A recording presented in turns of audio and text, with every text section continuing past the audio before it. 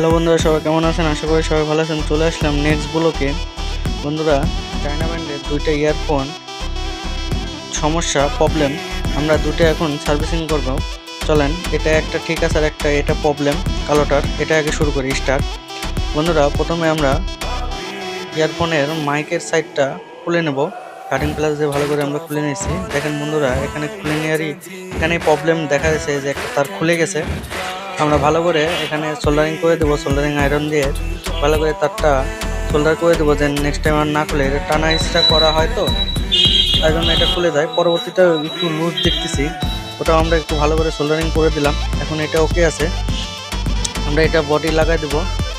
আমরা এটা চেক করা ওকে আছে, আমরা এটা চেক করছি, এটা ওকে আছে। সাদাটাও আমরা ঠিক করবো। সাদাটাও আমাদের ওকে হয়ে গেছে। বন্ধুরা, আমাদের দুটো ইয়ারফোনই ওকে হয়ে গেছে। ভিডিওটি ভালো লাগলে লাইক কমেন্ট শেয়ার করতে ভুলবেন না।